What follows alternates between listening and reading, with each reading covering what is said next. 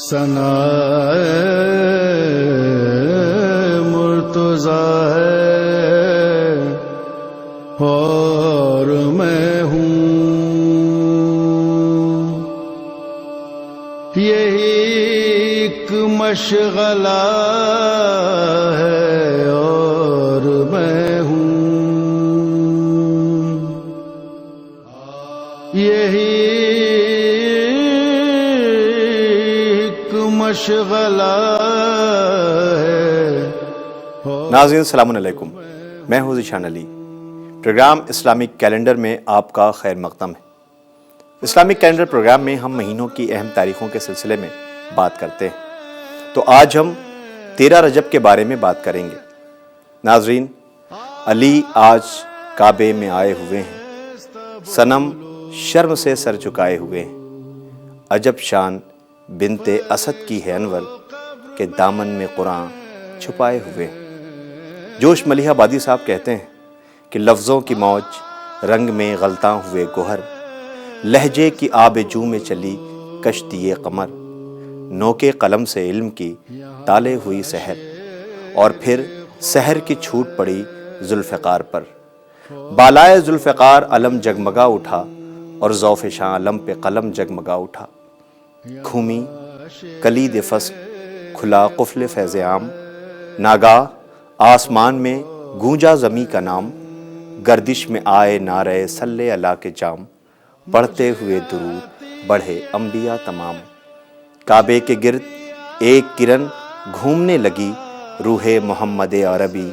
جھومنے لگی، شبہائے ای و آ میں ہوئی صبح منجلی، باد مراد ناز سے مچلی گلی گلی، اور روح ارتقا نے پکارا کہ اے علی لے یہ کلید علم، یہ گیتی کا باب ہے، اس خاک کو ابھار کہ تو بو تراب ہے۔ ناظرین، 13 رجب حضرت علی علیہ السلام کی ولادت باسعادت کی تاریخ ہے۔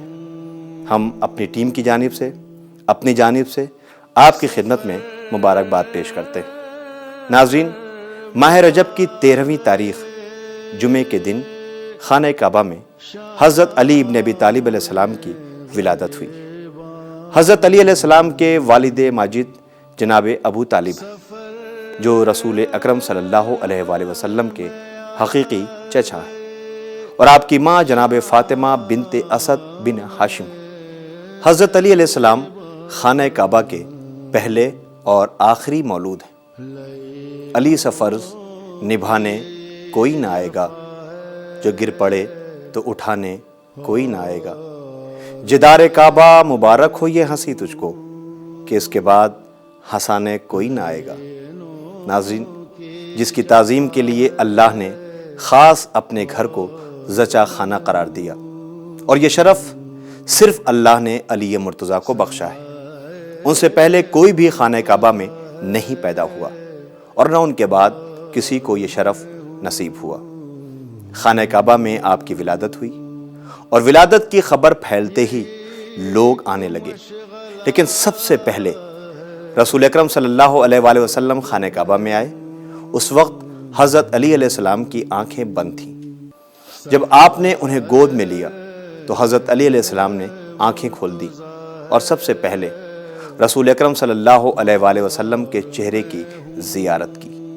آپ کا نام علی رکھا گیا، اور آپ کے مشہور القاب میں جناب امیر، کرار، ایلیا، مرتضیٰ، اسد اللہ، ید اللہ، حیدر، ساقی کوثر، کرم اللہ، ولی، وسیع، خلیفہ بلا فصل ہے۔ شب و روز گزرتے رہے، اور امام علیہ السلام اپنے والد حضرت ابو طالب اور ماں جناب فاطمہ بنت اسد اور اپنے چچا زاد بھائی رسول اکرم صلی اللہ علیہ وآلہ وسلم کی آغوش میں پروان چڑھتے رہے۔ بعثت پیغمبر کے بعد 3 سال بعد جب آپ 13 برس کے ہوئے تو اللہ نے اپنے آخری رسول کو اپنے قبیلے بنی ہاشم میں سے اپنے قریب ترین رشتہ داروں کو دعوت اسلام دینے کا حکم دے دیا، اور فرمایا، اے رسول، آپ اپنے قبیلے کے قریب ترین عزیزوں کو عذاب خدا سے ڈرائیں، اور مومنین میں سے جو آپ کی پیروی کرے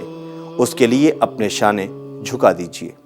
یعنی اس کا احترام کیجیے، اور اگر وہ آپ کی نافرمانی کرے تو کہہ دیجیے کہ میں تمہارے اعمال سے بیزار ہوں۔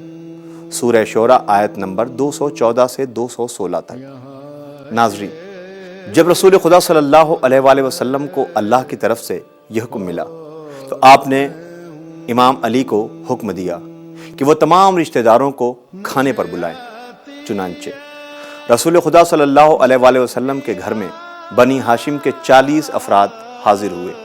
خاطر تواضع کے بعد رسول خدا صلی اللہ علیہ وآلہ وسلم نے انہیں توحید کی دعوت دی اور ان کو جھوٹے خدا کے بنائے خداؤں کی پرستش کرنے سے روکا۔ خاندان والوں نے دعوت تو کھائی مگر ہدایت ہنسی میں ٹال دی، اور سب کے سب مذاق اڑاتے ہوئے اپنے اپنے گھروں کو چلے گئے۔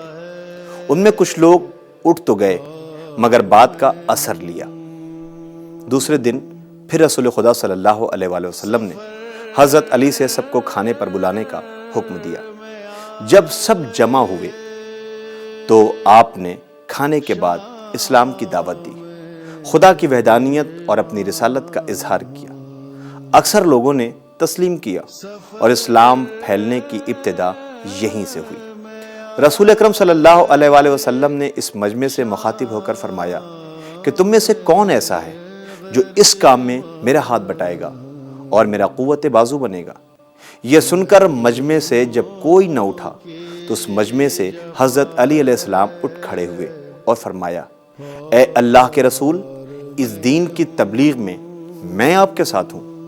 رسول خدا نے 3 بار مجمع سے پوچھا اور تینوں بار حضرت علی کے سوا کوئی نہ اٹھا۔ تب رسول خدا صلی اللہ علیہ وآلہ وسلم نے حضرت علی کو بلا کر اور تمام مجمع کو مخاطب کر کے فرمایا، یہ علی میرے بھائی، میرے جانشین اور میرے بعد میرے خلیفہ ہوں گے۔ اس کا حکم سنو اور اس کی اطاعت کرو۔ یہ اسلام پھیلنے کی پہلی منزل تھی اور حضرت علی علیہ السلام رسول اکرم کے مددگار ثابت ہوئے۔ جہاں بڑے بزرگ بھی خاموش رہے، وہاں 13 برس کے سن میں حضرت علی نے اللہ کے رسول سے ان کی نصرت کا وعدہ کیا۔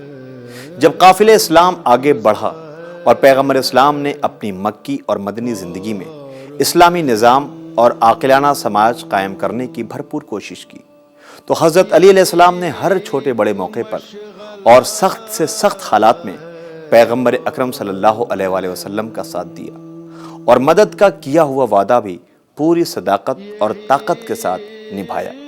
یہی نہیں، پیغمبر اکرم صلی اللہ علیہ وآلہ وسلم کے بعد ظالمانہ ماحول میں جب کفر اور شرک، ظلم و ستم ایک مرتبہ پھر جب عرب سماج کو اپنی گرفت میں لے لینا چاہتا تھا، تب بھی حضرت علی علیہ السلام نے مکمل طور پر اسلام کا دفاع کیا۔ اور پھر جب سن 35 ہجری میں حضرت علی علیہ السلام نے مسلمانوں کی سرپرستی کی ذمہ داری ظاہری طور پر قبول کی، جسے مسلم دنیا خلافت کے نام سے جانتی ہے، تو آپ نے نظم و قوانین اور عدل و انصاف پر خاص توجہ دی۔ اس کے لیے سب سے پہلے آپ نے امت اسلامیہ میں کچھ گورنر مقرر کیے جو اپنی اپنی جگہ پر اسلامی فکر و عمل کا بہترین نمونہ تھے۔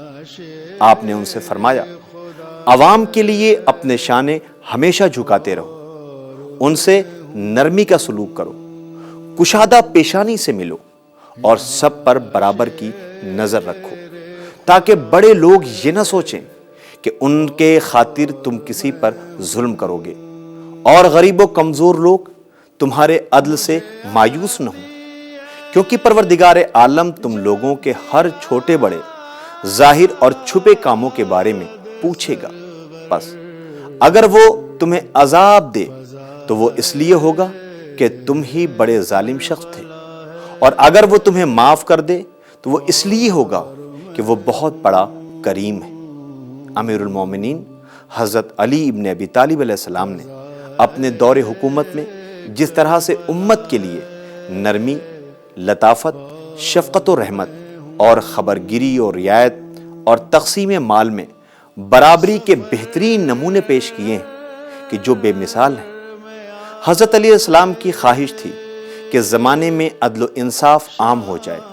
اس کے لیے آپ تجارت، اور خرید و فروخت کرنے والی چیزوں کی قیمتوں اور ان کے وزن پر بھی گہری نظر رکھتے تھے تاکہ کوئی غلط فائدہ نہ اٹھا سکے۔